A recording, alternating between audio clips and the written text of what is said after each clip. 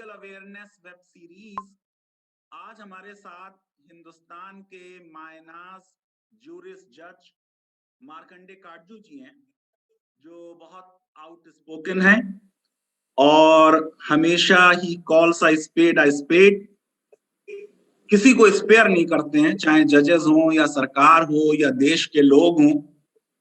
Controversial हैं लेकिन nation के कॉन्शियंस कीपर हैं और हर मुद्दे पर उनकी एक एक्सपर्ट ओपिनियन जो है वो देश सुनता रहा है। बड़े लिटरेरी फिगर हैं, जजमेंट्स में उर्दू के आशार अक्सर कोट करते हैं और हमारे ही मुल्क नहीं बल्कि पड़ोसी मुल्क की सरकारें भी अक्सर उनकी अपील मान लिया करती हैं।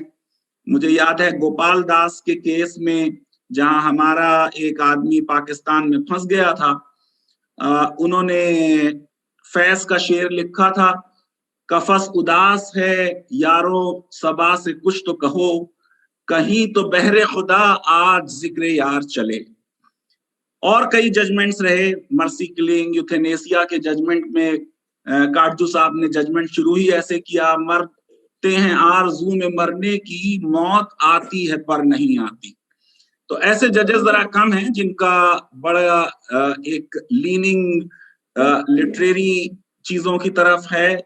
जूरिस जज जैसे मैंने कहा कि हैं जस्टिस काटजू, आपकी जो उर्दू से मोहब्बत है तो आखिर में जो आपके कुछ पसंदीदा आशार हैं वो आप जरूर सुना दें।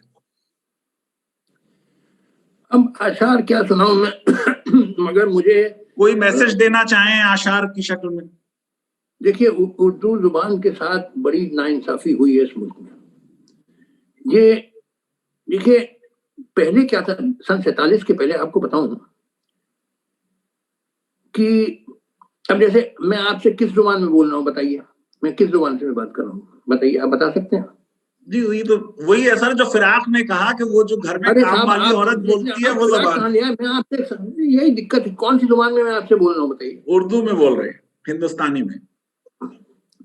देखिए, कई लोग इस सवाल का जवाब दिया कि हिंदी में बोल रहे हैं।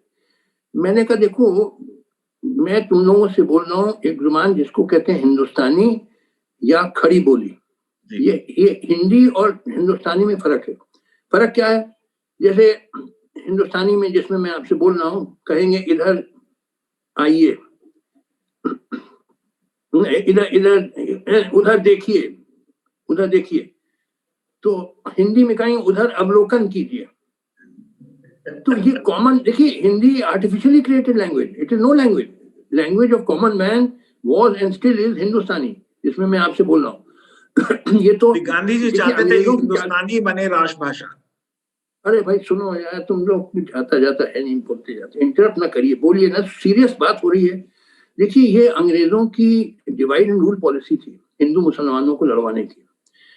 उसमें ये भी उसका हिस्सा था, ये प्रोपेगेंडा करना अपने एजेंट्स के थ्रू कि हिंदी भाषा हिंदुओं की, उर्दू भाषा मुसलमानों की।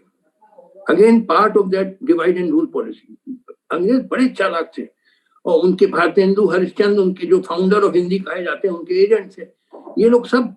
देखिए, पहले आम आदमी हिंदुस्तानी बोलता था, कॉमन मैन, अनपढ़ आदमी, शहरों में, by the way, not in villages. Village में तो रूरल डायलेक्ट चलते थे और पढ़े लिखे लोग उर्दू बोलते थे, चाहे हिंदू, चाहे मुस्लिम, चाहे Sikh. It was the common, Urdu was common language of Hindu, Muslim, Sikh, everybody. मेरे बाप दादा उर्दू में लिखते पढ़ते थे और मनमोहन सिंह प्राइम मिनिस्टर ने मुझसे बताया एक बार कि मैं अपनी तकरीर में सब उर्दू में लिख रहा हूँ। हम लोग सबकी जुबान थी, कॉमन लैंग्वेज थी।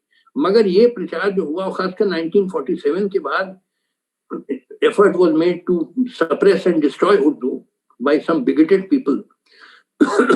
उसके वजह से बड़ा नुकसान हुआ। Urdu is a great language. और देखिए, मैंने दुनिया जहान की शायरी पढ़ी है, इंडियन लैंग्वेजेस की, हिंदी, उर्दू, तमिल, बंगला बहुत पढ़ा, और foreign country, German, French, English तो पढ़ी है, मेरा सब्जेक्ट था, और अमेरिकन और even South Latin American, Pablo Neruda, दुनिया जहान की शायरी पढ़ी। उर्दू शायरी में जो दिल की आवाज निकलती है और जिस ताकत से निकलती है, जिस अंदाज बयान से निकलती है, मैंने दुनिया की किसी शायरी में नहीं पढ़ा।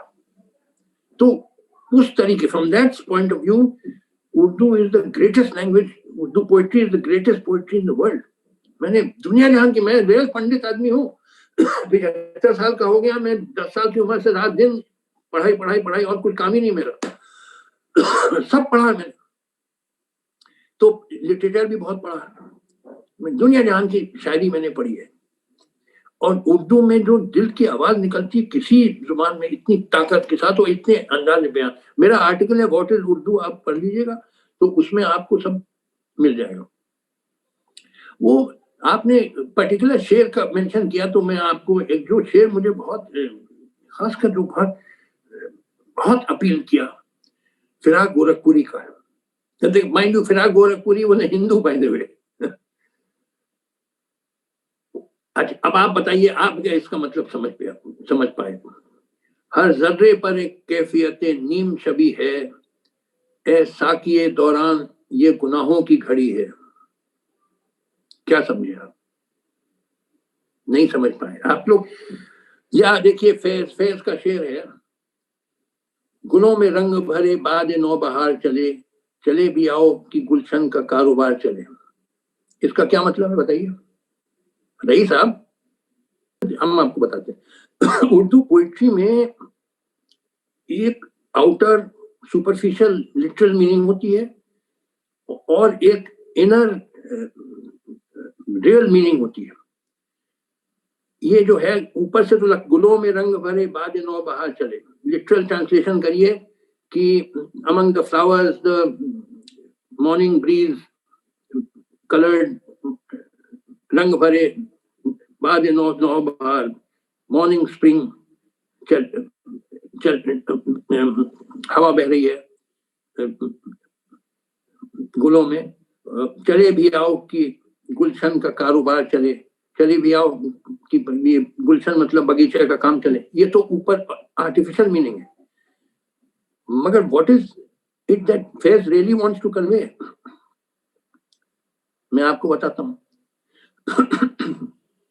ये लिखा था इसने जब he was in jail, no he was थोड़ा सा वो लेफ्टिस्ट थे, तो उनको अयूब खान गवर्नमेंट ने अरेस्ट कर लिया था, और रावलपिंडी कंस्पिरेसी केस में he was in jail for many years. He may have been hanged even. Colonel थे आर्मी में। तो उर्दू पोइट्री में अक्सर घुमा फिरा के बात कही जाती है, सीधे डायरेक्ट नहीं कहा जाता है, और आपको अपना दिमाग बढ़ाना पड़ता है कि क्या ये रियली कहना क्या चाहता है। इसका मतलब देखिए, मैं आपको समझाता हूँ इस शेर का मतलब क्या। इस शेर में जो दूसरा मिसरा है उसमें गुलशन शब्द को बगीचा मत समझिए, लिटरल मीनिंग मत दीजिए, इट मीन्स द कंट्री। गुलों में रंग भरे बाद नौ बहार चले, इसका जो metaphorical meaning, real meaning what Faiz wants to convey is कि the objective situation in the country is right. गुलों में रंग भरे बाद नौ बहार चले, चले भी आओ कि गुलशन का कारोबार चले। ये पेट्रियट्स को बुला रहा है, come on, come forward patriots, the country needs you for a revolution. अब समझे ना? अच्छा, मैं रिपीट कर रहा हूँ अभी आप लोगों को आसानी से उर्दू। गुलों में रंग भरे बाद नौ बहार चले, इसका मतलब really what Faiz wants to convey is कि objective situation for a revolution is right, तैयार हो गई है, क्रांति का वक्त आ गया है। चले भी आओ कि गुलशन का कारोबार चले, इज अपीलिंग टू पेट्रियट, देशभक्तों से अपील कर रहा है। चले भी आओ कि गुलशन, गुलशन का मतलब बगीचा नहीं, it means the country, country का काम चले। Come forward patriots, the country needs you. क्योंकि वो देखिए डायरेक्टली बात तो कर नहीं सकता था, जेल में था, घुमा फिरा। और उर्दू पोएट्री में अक्सर बात डायरेक्टली नहीं कही जाती है, घुमा फिरा के कही जाती है, तो आपको थोड़ा दिमाग बनाना पड़ेगा समझने के लिए क्या रियली कन्वे कर रहा है। आप समझे ना? He conveys not by direct language, but by hints, by suggestions, by allusions, by metaphors. और आपको वो खोपड़ा को, you have to rack your brains to understand what he's trying to say. Urdu poetry direct अक्सर नहीं की जाती है, बल्कि गालिब को तो he had a horror for using direct language. He thought that poetry should not use the language of the common man. Mirza Ghalib की जो philosophy थी, he believed that poetry should not be in the language of the common man. आला तबके की जुबान. तो ये तो शेर है. गुलों में रंग भरे बाद नौ बहार चले, चले भी आओ कि गुलशन का कारोबार चले. It is an appeal to patriots.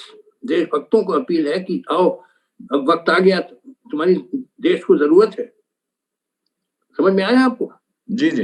अच्छा, और फिराक का जो शेर है, हर जर्रे पर एक कैफियत नीम शबी है, ए साकिए दौरान ये गुनाहों की घड़ी है. क्या मतलब समझे? कुछ नहीं समझे. प्रोफेसर हो गए हैं आप, कुछ भी आता नहीं है. सुनिए, हर जर्रे पर, जर्रा means particle, on every particle, हर जर्रे पर एक कैफियत, कैफियत मीन्स कंडीशन, कैफियत नीम शबी, शब मतलब रात और नीम मतलब आधा. On every particle there is a condition of half night. Every particle has now dual character. आधा light, half light, half darkness. हर जर्रे पर एक कैफियत नीम शब. He is describing this transitional era through which India is passing. हमारा जो समाज है न पूरा सामंती है, न पूरा आधुनिक है, न पूरा औद्योगिक है. हम अर्ध सामंती, half, we are partly feudal and partly modern. हर जर्रे पर एक कैफियत नीम शबी है. तो वो डिस्क्राइब कर रहा है, हर जर्रे पर एक कैफियत नीम शबी है, ए साकिए दौरान ये गुनाहों की घड़ी है. गुनाहों की घड़ी है, यानी this is an age of sins. पाप हो रहा है. ये क्या हो रहा है कि साहब आप किसी को पकड़ के लेके लिंच कर देते हैं क्योंकि मुसलमान है.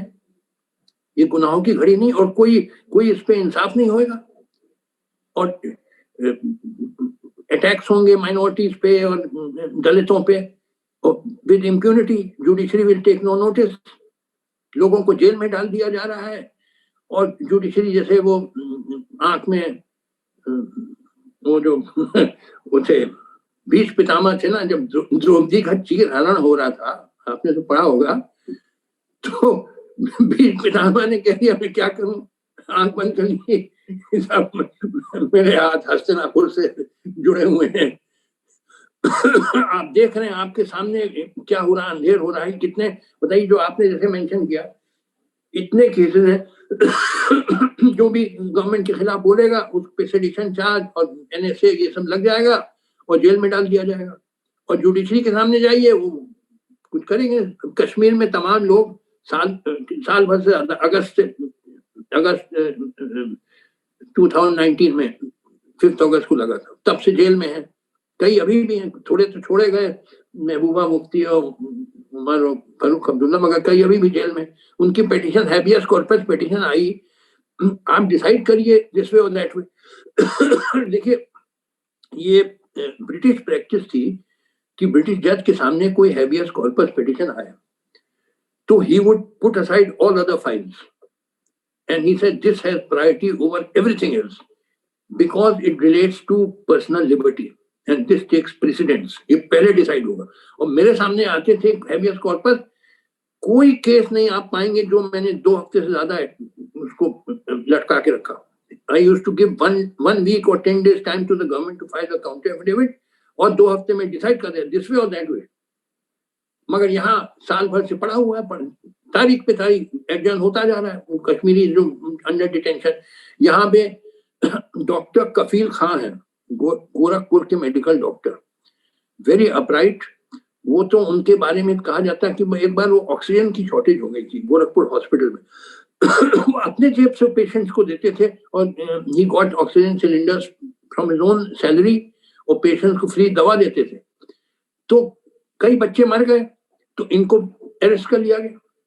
इन्होंने कहा साहब मैंने तो रिपीटेडली मैंने लेटर्स लिखे थे अथॉरिटीज को कि साहब ऑक्सीजन सिलेंडर्स की शॉर्टेज है यहाँ पे, प्लीज सप्लाई करिए, मगर मेरे लेटर्स का कोई उस पर कोई ध्यान नहीं दिया गया, मगर उनको अरेस्ट कर लिया गया. उसके बाद वो छूटे, तो फिर अब वो CAA के खिलाफ बोल रहे थे, but people have a right to speak against laws. मगर ही वाज अरेस्टेड, करीब 8 महीने जेल में रहे। जी जी। तो ये क्या है कि I you not behaving like भीख Pitamah, you I you not closing your eyes, जिसको कहते हैं नेल्सन राइट। मेरा आर्टिकल पढ़िए, all the time the Supreme Court turns Nelson right to injustice. क्या आपकी जुडिशरी का परफॉर्मेंस है? It was said to be the guardian of the constitution and protector of the liberties of the people, but is it protecting the liberties of the people? तमाम लोग को sedition charge और ये charge वो charge लगा दिया जाता है, और कोई भी बोले या लिखे गवर्नमेंट के खिलाफ उसको कोई ना कोई दफा में गिरफ्तार करके महीनों जेल में रखा जाता है, और जुडिशरी आंख बंद किए हुए। तो ये क्या गुनाहों की घड़ी नहीं है? तो उर्दू का शेर बिल्कुल मौजू है फिराक गोरखपुरी का। चलिए सर, बहुत अच्छी आपसे बातचीत रही और बहुत लंबी बातचीत। इसको हम कई पार्ट्स में अपने चैनल पर दिखाएंगे। तो आज हमने जूरिस जज जस्टिस मार्कंडे काटजू से बात